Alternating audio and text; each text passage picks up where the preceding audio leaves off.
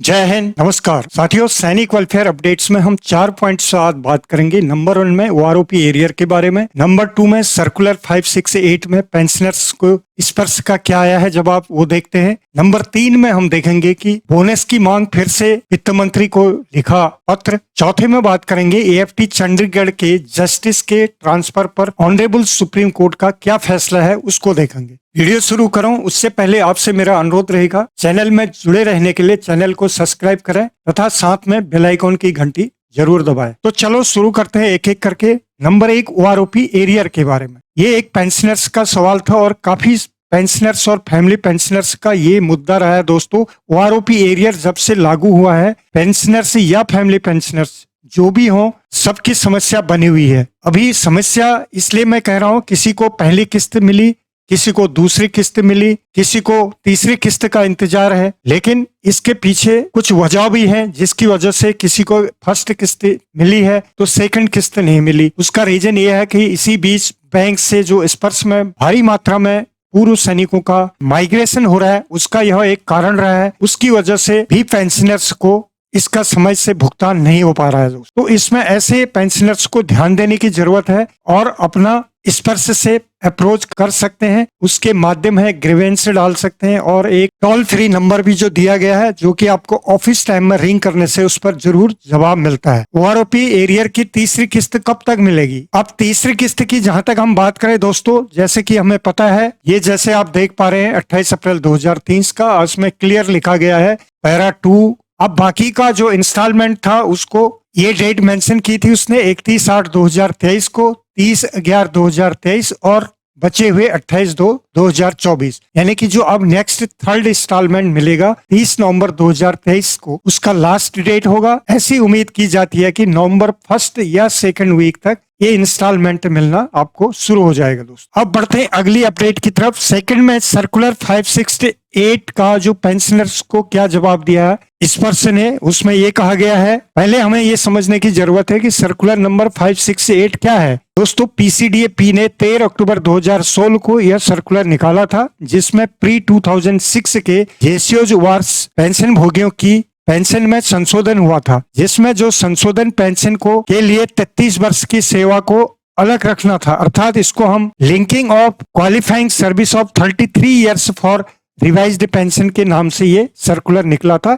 इसमें जो भी एरियर्स बन रहा था वो इसमें मिलना था। तो काफी पेंशनर्स को ये एरियर मिला नहीं था, उन्होंने चिट्ठी लिखी थी। स्पर्श में उनका माइग्रेशन के बाद पीसीडी से पूछा था कि 568 के तहत जो एरियर मिलना था वह नहीं मिला उनको, अथवा मुझे दिया जाए। इसी संदर्भ में स्पर्श ने सीपीपीसी एसबीआई को पत्र लिखकर बताया कि पेंशनर्स का चेक करके एरियर का उसको जल्द से जल्दी भुगतान किया जाए। ये इन्होंने चिट्ठी लिखा था दोस्तों, आपके सामने है। 12/10/2023 को स्पर्श की तरफ से ये the manager CPPC state bank of India को लिखा गया है। सब्जेक्ट आपके सामने, non payment of pre migration arrears of revision of pension as per circular number 568 dated 13/10/2016। आप इसको वेरीफाई करें और इनका रिकॉर्ड पूरा चेक करें। यदि नहीं किया तो नॉन पेमेंट सर्टिफिकेट, तो ये पेंशनर्स का नाम है श्री राजेंद्र सिंह, जो कि आप यहाँ देख पा रहे हैं, इनको ये कॉपी भेजी गई है। थर्ड अपडेट है बोनस की मांग फिर से उठी, वित्त मंत्री जी को लिखा पत्र। जी हाँ दोस्तों, आपने पहले भी मैंने बताया कि वित्त मंत्रालय को चिट्ठी लिखी गई है। काफी गवर्नमेंट एम्प्लॉय के काफी संगठन हैं जिन्होंने जोर शोर से मांग उठाई। क्या मांग उठाई थी? जो कि डीए-डीआर अभी तक लागू नहीं है उसको दिया जाए, उसका जो बोनस जो एरियर बनेगा वो दिया जाए, तथा 18 मंथ का जो एरियर फ्रीज था उसको भी लागू किया जाए। इसमें चिट्ठी ऑलरेडी फाइनेंस मिनिस्ट्री में दिया गया है, लेकिन अभी तक कुछ भी एक्शन उस पर नहीं हुआ है। जबकि ये मांग की गई थी कि दशहरा और दीपावली से पहले ये लागू किया जाए, लेकिन उस पर अभी तक एक्शन नहीं हुआ है। इसी कड़ी में एक चिट्ठी फिर से गई है बोनस के लिए। क्या है उसको हम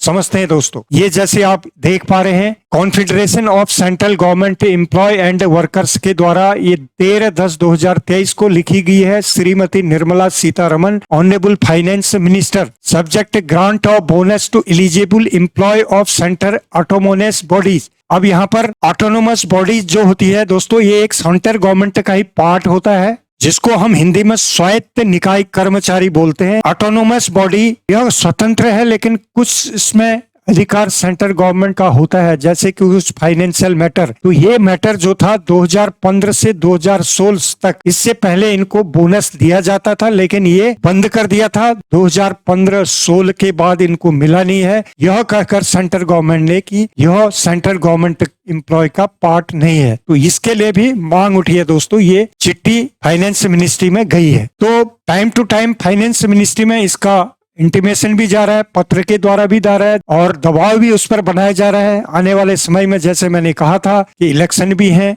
इस पर सरकार को कुछ न कुछ स्टेप तो लेना ही पड़ेगा दोस्तों। तो आगे देखते हैं क्या होता है, यह तो एक आने वाला समय बताएगा। अब चौथा अपडेट की तरफ बढ़ते हैं। एएफटी चंडीगढ़ के जस्टिस के ट्रांसफर पर ऑनरेबल सुप्रीम कोर्ट का फैसला देखें। जी हाँ दोस्तों, जैसे कि आपने एएफटी चंडीगढ़ के जस्टिस चौधरी, जिनको कि पिछले दिनों एएफटी कलकत्ता स्थानांतरण कर दिया गया था, जिनके फैसले लगातार पूर्व सैनिकों के हक में आ रहे थे, और ऐसा माना जा रहा था कि एमओडी इनके लगातार फैसले से परेशान थी। इसी कड़ी में एएफटी बार एसोसिएशन ने ऑनरेबल सुप्रीम कोर्ट में चीफ जस्टिस ऑफ इंडिया के पास अर्जी लगाई थी उनकी पोस्टिंग में रोक लगाने के लिए। तो दोस्तों, अब ऑनरेबल सुप्रीम कोर्ट का फैसला आ चुका है, जिसमें पोस्टिंग को सही मानते हुए रोक लगाने से इनकार कर दिया। तो एक रिपोर्ट देख लेते हैं क्या कह रहे हैं उस पर। जैसा कि ये इनके आदेश थे, 25 सितंबर 2023 को इनके लिए ऑर्डर था, पोस्टिंग का कर दिया था। अब इसमें ऑनरेबल सुप्रीम कोर्ट का फैसला आ चुका है, वो क्या कह रहे हैं वो देख लेते हैं। तो ये देखें, आदेश ये है, supreme court refused to interfere with transfer of AFT Chandigarh bench जज, agree to examine play to remove tribunal from defence ministries control. तो ये एक बहुत बड़ी खबर है दोस्तों। सुप्रीम कोर्ट ने एएफटी चंडीगढ़ बेंच के जज के तबादले में हस्तक्षेप से इनकार कर दिया। ट्रिब्यूनल को रक्षा मंत्रालय के अधिकार क्षेत्र से हटाने की याचिका पर विचार करने पर सहमति व्यक्त की है। तो यह बड़ी अपडेट है, क्योंकि जो भी फैसले अभी तक आए हैं किसी भी एएफटी से, चाहे वो ऑनररी नायब सूबेदार का केस हो, या डिसेबिलिटी पेंशन का मामला हो, या फैमिली पेंशन का मामला हो, केस जीते हुए हैं, पर डिफेंस अकाउंट डिपार्टमेंट ने अभी तक उनको इम्प्लीमेंट नहीं किया है। तो इसीलिए यह एक बहुत बड़ा फैसला माना जा रहा है, क्योंकि यदि ये एएफटी मिनिस्ट्री ऑफ डिफेंस के कंट्रोल से बाहर होता है, तो जितने भी जजमेंट आएंगे उन पर इनको फैसला फिर इमीडिएट करना पड़ेगा। इसमें काफी लंबा जजमेंट है, ये आप यहाँ पर पढ़ सकते हैं, पूरा इसके अंदर विवरण दिया गया दोस्तों। तो ये थी आज की जानकारी। यदि आपको जानकारी ठीक लगी तो वीडियो को लाइक शेयर जरूर करें। जय हिंद, जय भारत।